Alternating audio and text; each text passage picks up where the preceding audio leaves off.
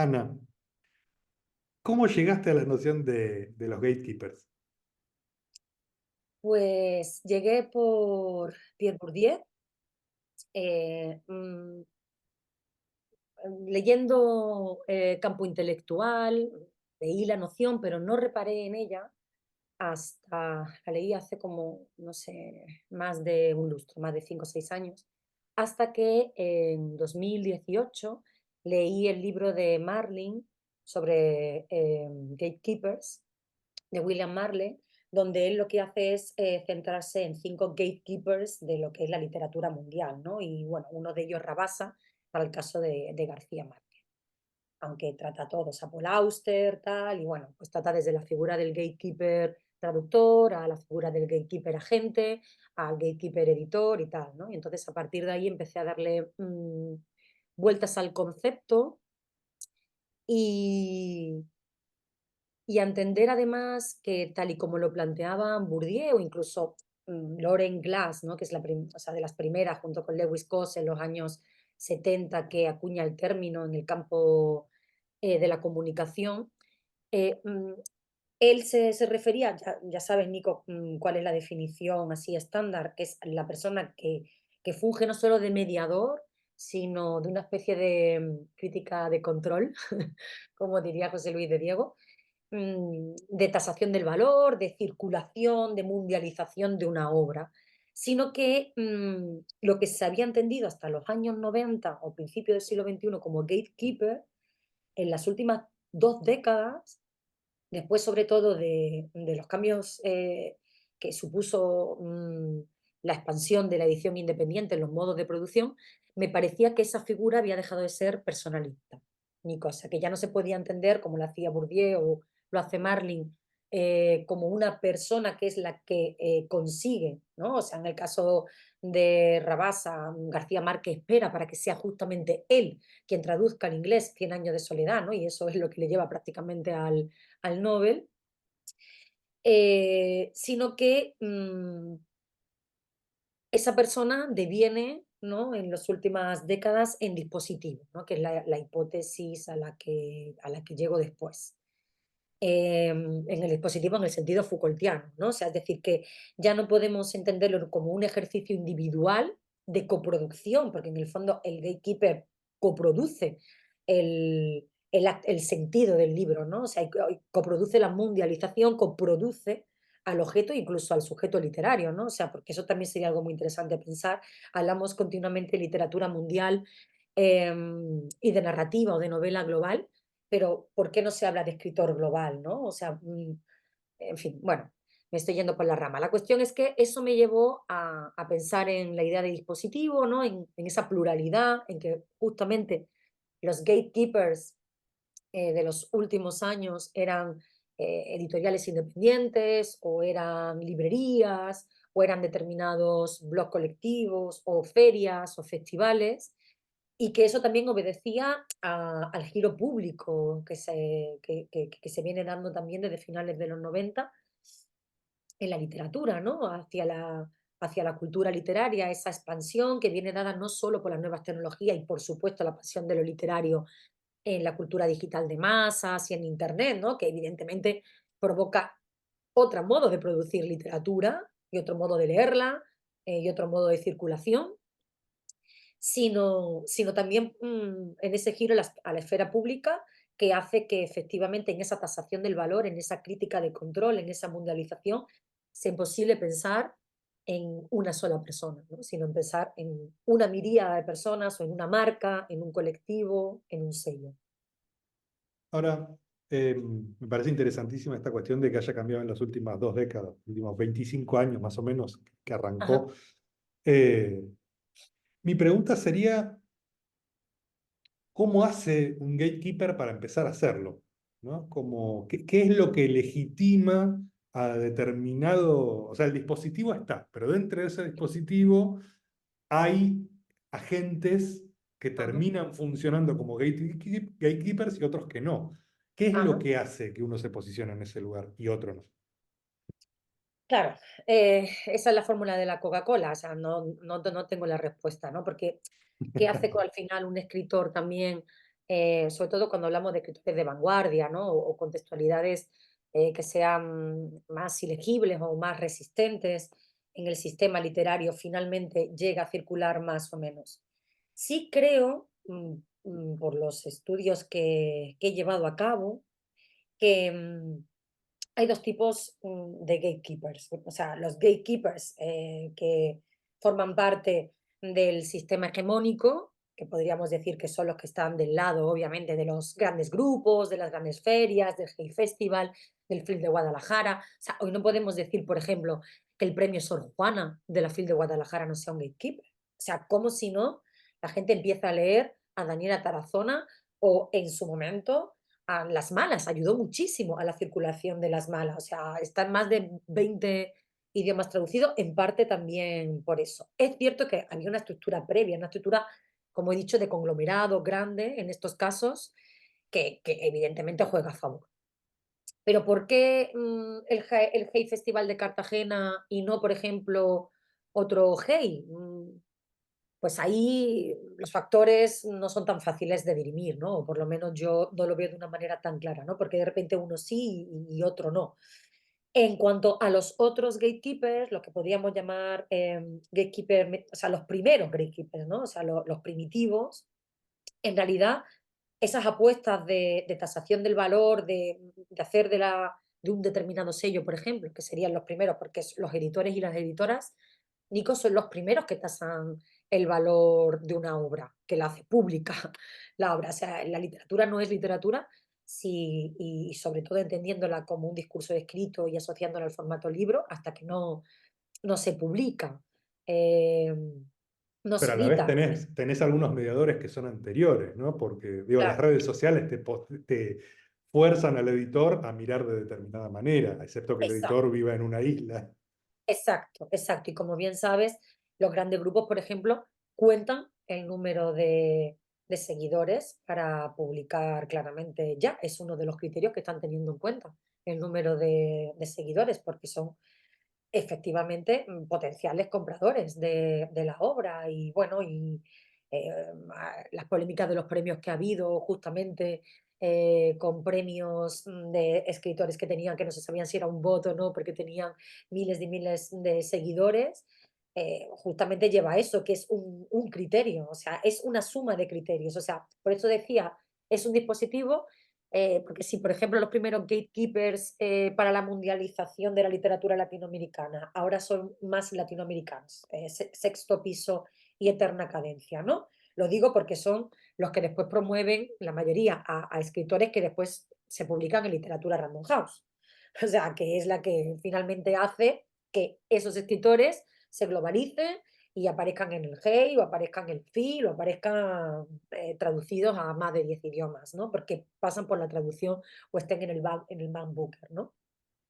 Entonces, ¿qué es lo que tienen estos sellos? Pues estos sellos primero tienen también una estructura que es mediana, o sea, con una estructura pequeña no vas a ser un gatekeeper, no vas a coproducir sentido, porque no tienes alcance, o sea, el horizonte no llega a eso. Y estamos hablando de algo también que hay que tener en cuenta, o sea, yo celebro muchísimo, como sabes, que ahora se tase el valor de la literatura, la estoy diciendo en plural, pero obviamente es las literaturas latinoamericanas en América Latina, pero no hay que olvidar que estos dos sellos tienen una pata en España, o sea, es Sexto Piso literalmente y Eterna Cadencia distribuye directamente en España, ¿no? Y eso es también otro factor a tener en cuenta. O sea, a día de hoy, de todo el mercado de la literatura en lengua castellana, la mitad de ese mercado de los 22 países, o sea, se sigue editando y se sigue produciendo en España.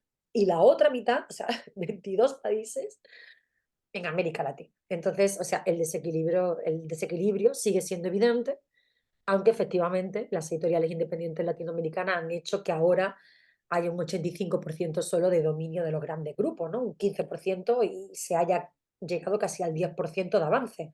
Pero en términos globales es una menudencia, no nos vamos a engañar. ¿Qué es lo importante a la hora de analizar el funcionamiento de los gatekeepers? ¿Dónde te centras? ¿Qué es lo que te interesa? ¿En qué no querés perder el foco? Pues primero en el tipo de funciones. ¿qué hacen? Primero para intentar sistematizar qué tipo de gatekeeper es, en qué fase, ¿no? De esa producción de valor, ¿no? Y de producción de sentido interviene ese gatekeeper. ¿Por qué es fundamental? Porque así ya, una vez que los tienes localizados, es muy fácil o más fácil trazar cuál va a ser esa evolución. Después una cuestión geopolítica que a mí me parece fundamental, porque también esos primeros gatekeepers están en los dos campos literarios y sobre todo campos de la industria editorial más importantes de América Latina, México y Argentina. ¿No? Y me pregunto, ¿y qué pasa con los otros gatekeepers, ¿no? Con los no visibles? Justamente, qué pasa con el gatekeeping en Costa Rica? ¿Qué pasa en Nicaragua? Pues estas son otras cuestiones que, por supuesto, me pregunto. Y además una tercera cuestión que también es importante para mí es el género. En esa tasación del valor y en el gatekeeping, Nico, pues el tema del género es crucial, porque se ha demostrado, o sea, o sea, he tenido la oportunidad de estudiarlo a gran escala, con más de 500 sellos independientes de América Latina y España, que tiene ya la plataforma Ecoedit con la que trabajo y que creé en la Universidad de Granada con un grupo de compañeras. Y ahí pudimos ver que el 56% de esos sellos independientes están dirigidos por mujeres o tienen en su equipo editorial a la mayoría de mujeres, y esas son las que están haciendo que en los últimos 8 años pues haya subido también casi un 20% el número de mujeres publicadas, por encima del 50%. En los grandes grupos, he hecho el estudio de los últimos 10 años de Anagrama, Seis Barral, Literatura Random House y Alfaguara, no llega en total la media de todos estos sellos a un 38% de publicación de mujeres. Pero justo como estas editoriales, sobre todo las medianas, están siendo gatekeepers, han subido en los últimos 5 años. O sea, no recuerdo si era un 12 o un 13%. Y estás haciendo un documental sobre todo esto. Sí, estoy haciendo un ¿Cómo es documental sobre... eso? Porque me preocupa mucho Nicolás de hace tiempo. La transferencia de conocimiento. Yo creo que enseñar literatura es hacer activismo, por supuesto. Creo que las aulas universitarias o las aulas de talleres o de cursos como los que tú das, por supuesto, lo que estamos haciendo es política, una política no solo de la lectura, sino una política de la literatura, y eso es un modo de resistencia y me interesa, es un modo de resistencia porque ¿dónde si no se lee a Onetti? ¿Quién lee ahora Los Adiosos de Onetti? O sea, nadie va a ir a una librería a comprar, por lo menos aquí en España, y supongo que, eh, bueno, a lo mejor en Argentina no, porque sigue teniendo una de las tasas mayores del mundo de lectores, pero eh, nadie lo hace. Y esto me parece fundamental, por eso me encanta ser profesora de literatura. Pero aún así, preocupada también por la función social de lo literario, que se va cada vez adelgazando más y más, y preocupada porque cada vez tenemos menos lectores, aunque paradójicamente se vendan muchos más libros. Quería pues transferir todo el conocimiento pues que he aprendido, que he desarrollado durante los últimos 10 o 12 años sobre el mundo editorial, sobre los gatekeepers, sobre las mujeres en la edición, las mujeres en la dirección de festivales, qué pasa cuando una mujer tiene un cargo de poder, si cambia, por ejemplo, preguntas importantísimas, si cambian los modos de trabajo, ¿no? Si efectivamente pensando en la economía feminista o la economía barroca de Verónica Gago, podíamos pensar en que a lo mejor hay una actitud contra la deuda, o sea, por supuesto ¿Y cambian simbólicamente. los modos de trabajo? Sí, en un estudio que he hecho de edición independiente, cambian los modos de trabajo, hay mayor horizontalidad, es increíble, pero no cambia, bueno, cambia el número de publicaciones, pero en los sellos pequeños, paradójicamente, no hay diferencia en el número de mujeres publicadas si dirige un hombre o mayoría de hombres que mujeres. Eso en los medianos. O sea, claro, lo que está claro es que a medida que subimos en la escala, en el capital económico del sello, pues ahí es cuando se juega las diferencias, porque efectivamente lo que estás apostando es capital, es mucho más capital, ¿no? Y además, porque en esas escalas las mujeres, esto es algo que ahora te hablo del documental, pero me lo decían las 13 editoras del documental, las mujeres suelen enviar mucho menos manuscritos que los hombres, aún a día de hoy, ¿no? Y entonces ellas han tenido que hacer también una política de selección consciente, una política de igualdad para leer y promover a más mujeres, ¿no? O sea, además en el documental lo cuenta, ¿no? Como el tipo te escribe, ¿no? Y te dice, bueno, vas a leer la novela de tu vida, te va a encantar, esto es como que no, pasado por Boris Vian y qué sé yo. Y después la tipa que te escribe y como pidiéndote, o sea, en eso me súper reconozco, ¿no? Como pidiéndote perdón de, bueno, hola, te parecerá a lo mejor súper osado, pero tengo una novela que si tienes tiempo. Esto lo cuentan genial ellas en el documental. Pues todo esto que una está investigando, que finalmente se queda en nuestro nicho académico y poco más, aunque es verdad que a nivel profesional cada vez hay más interés por estos temas. Quería como cristalizarlo en un documental para que se viera, ¿no? También para que, pensando mucho en las jóvenes, en que en que el oficio de editor o de editora sigue siendo bastante invisible, en que se tienen que reconocer, tienen que ver qué es lo que se está haciendo, que se están haciendo cosas, todavía hay mucho que hacer, pero muy buenas, también pensando en esta en el giro colectivizador o público de la literatura, el papel que están ejerciendo ahora las ferias y los festivales, me parecía también que había que hablar de eso, porque eso toca directamente también a la gente joven, a los retos de la inteligencia artificial, a todo lo que está pasando con las redes sociales, con Wattpad, con la publicación de tu literatura, todo esto que nos interpela y las interpela o les interpele mucho más a, a la juventud, me parecía que había que tratarlo porque está en las políticas de publicación de muchos de los sellos en lengua castellana. Y bueno, pues han participado Silvia César Anagrama, Ofelia Grande de Ciruela, Nuria Cabutí, la CEO que es la segunda mujer con más poder en el mundo del libro a escala global. Y eso está también muy bien. Eh, Pilar Reyes de Alfaguara, que sabes que ha hecho una labor magnífica durante décadas y ella podía perfectamente contar todo el cambio de la absorción de los grandes grupos españoles comiéndose en los 80 y los 90 a las editoriales medianas latinoamericanas y después sellos feministas chulísimo. Con Tinta Me Tiene, que es un sello español que no parece español, parece argentino, de lo bueno que es. Es estupendo, o sea, muy transfeminista. Eh, Ana Lafuente de Planeta, Leonora Diamén de Eterna Cadencia, Salome Cohen de Random House Colombia, Consuelo Sáizar, es directora de Fondo de Cultura Económica y bueno, algunas más. Y ha sido una experiencia magnífica y ojalá pues tenga repercusión, ¿no? Al menos que gire no solo en instituciones públicas, que por supuesto también, sino que me gustaría que lo hicieran en ferias, en festivales, en centros de secundaria, que se viera y se conociera la industria del libro por dentro, un poquito. ¿Tiene fecha de salida?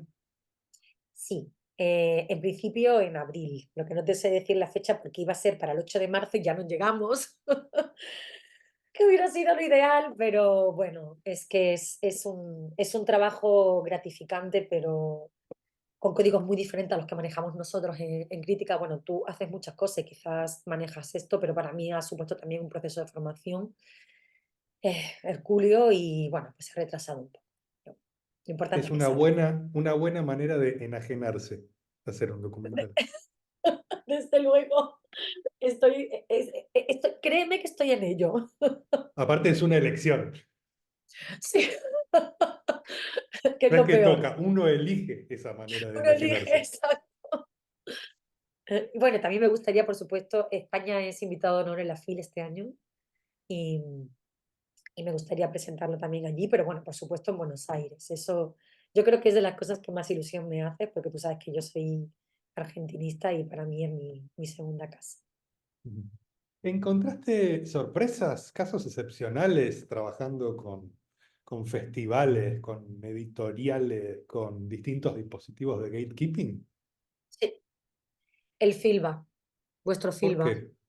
Bueno, es que es un caso que me tiene totalmente loca. Es un tipo de festival. A ver, yo solo he estudiado los festivales en lengua castellana. Hice un recorte de festivales literarios. Es que hay, o sea, 200 y pico, ya no me acuerdo. Está en el libro. O sea, millones. Además, hay como casi 100 de poesía.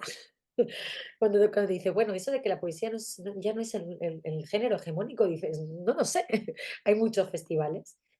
Y, y más o menos, bueno, hice una jerarquización con esa muestra, ¿vale? O sea, o sea, no era una muestra, en realidad era todos los que encontré.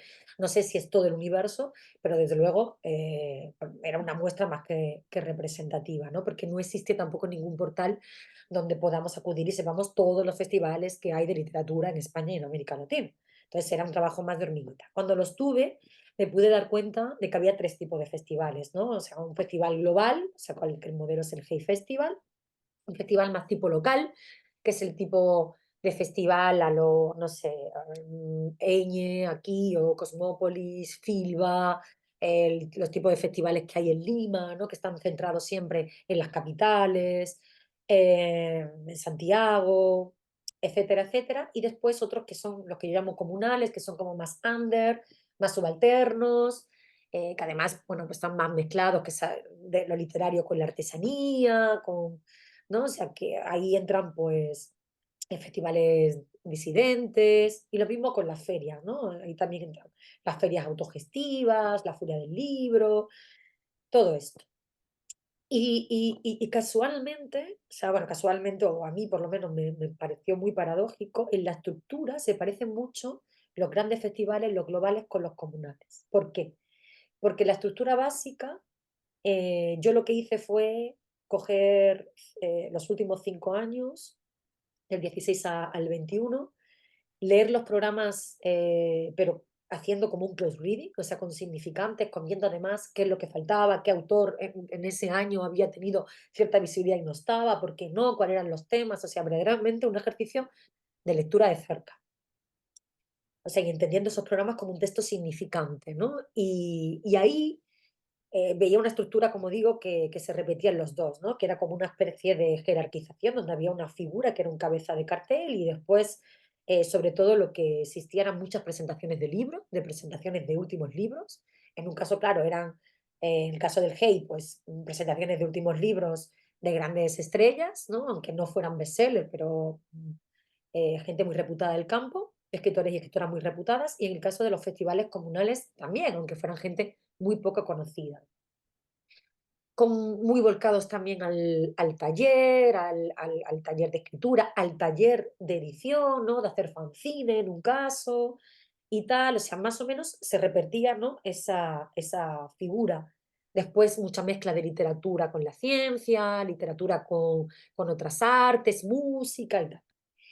Y en los festivales locales estaban pensados de una manera como menos jerárquica, más horizontal, pero el único que se salía totalmente de eso era el FILBA. O sea, eso sí que me sorprendió porque aunque está la figura de el que da, la persona que da el discurso inaugural, no hay cabeza de carteles. Está ordenado por temas, pero por temas y problemas que son del campo literario. O sea, que no son temas y problemas de la agenda global, porque incluso festivales locales como el Cosmópoli o Eñe en España siguen muy impregnados por los problemas de la agenda global, es decir, la emergencia climática, las guerras, la violencia, por supuesto los feminismos, ¿no? O sea, todo lo que está en agenda. Y en cambio, en el Filba me encontraba el cuerpo, eh, el Ulipo,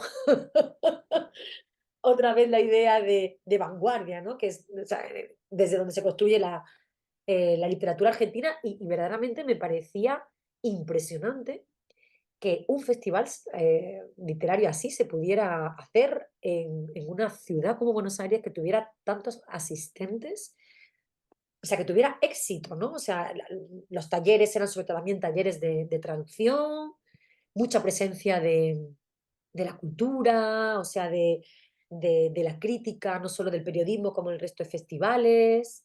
Me pareció como algo insólito. Tenéis ¿Y mucha hacia dónde? suerte. Lo tenemos cerca. ¿Y hacia dónde vamos?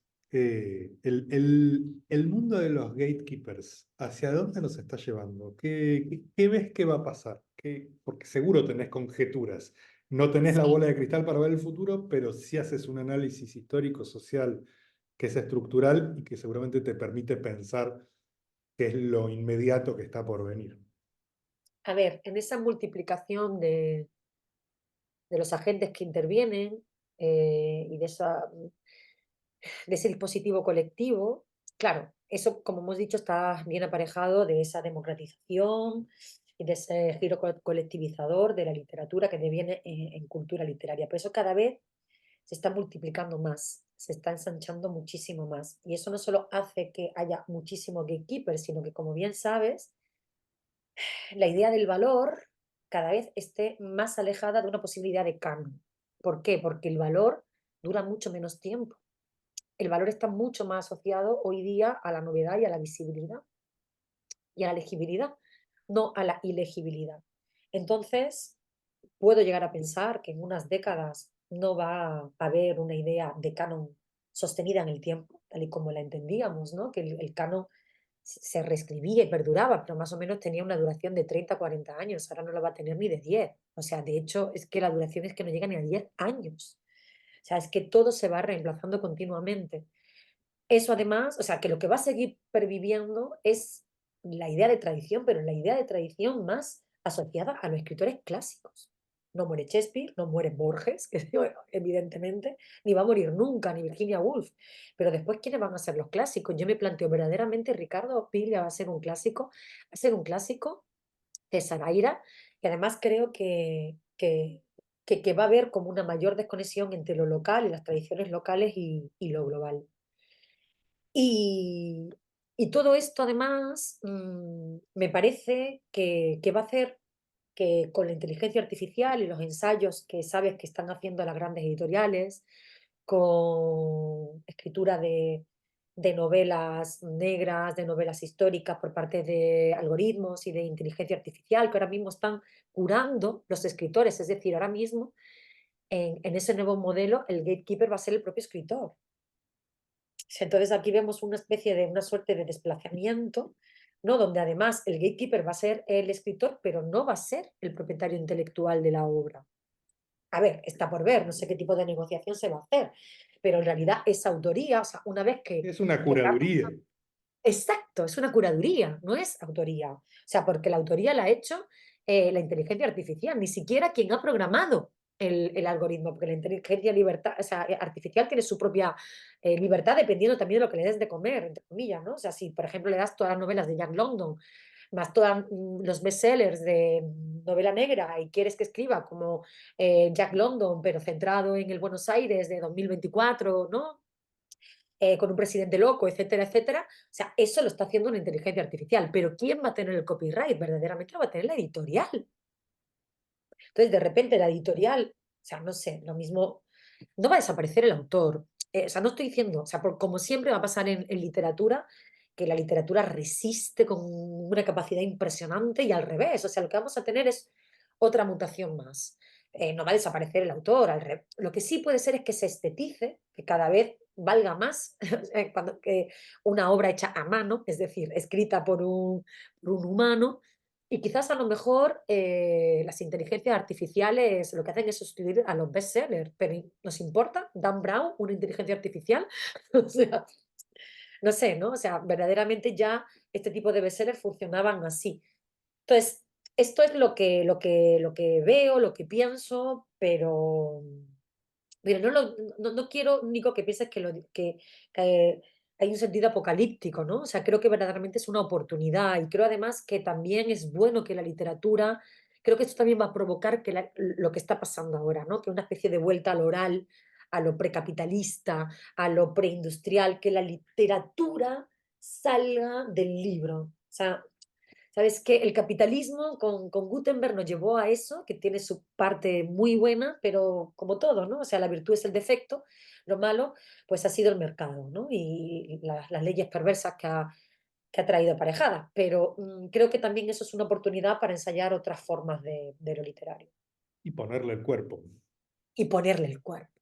Y ponerle el cuerpo. La última, Ana. Bien. ¿Cómo ves la narrativa latinoamericana de los últimos 10, 15 años? ¡Buah! Me encanta. Bueno, la narrativa latinoamericana del último medio siglo bueno, en realidad desde la contemporaneidad es la mejor narrativa en lengua española, eso no me cabe la menor duda. Pero creo que se la está jugando muchísimo, creo que se la está jugando muchísimo, sobre todo por las nuevas literaturas que estamos teniendo de las lenguas originarias, con una vuelta, o sea, con una resemantización y una nueva visibilidad de lo que antiguamente eran las literaturas indígenas y ahora son literatura bayala, que me parece algo magnífico. Lo que también están haciendo los feminismos y la literatura más feminista y más disidente, toda la literatura queer, la literatura, las narrativas trans, las econarrativas, todas las fórmulas que está enseñando la literatura latinoamericana, para mí especialmente la literatura argentina, la literatura chilena y también el gótico boliviano, andino, está haciendo cosas, bueno, y la mexicana, ¿no? O sea, la mexicana con el tema de las necroprolíticas o de las necroescrituras, como se le dice ahora, es que si me pongo a pensar es todo vanguardia, me encanta, me encanta. Me está volando mucho la cabeza Alia Trabuco también, la chilena, esta vuelta a volver a escribir literatura del pobre, de las pobres, a pensar de nuevo en la clase social desde la literatura, me parece algo fantástico y eso solo se puede hacer desde América Latina. De hecho, la mejor literatura, la mejor narrativa española es la que es latinoamericana. O sea, es la que más se parece y la que es claramente deudora de la narrativa latinoamericana. España es un país más de Latinoamérica en términos narrativos, ¿no? En poesía quizás, alguna experta en poesía te lo podría discutir, pero en narrativa no tengo empacho en decirlo, ¿no? O sea, bueno, aunque, en fin, mis colegas de esta placa tectónica se pongan atacados, ¿no? Pero lo pienso así. Ana, gracias. Gracias a ti.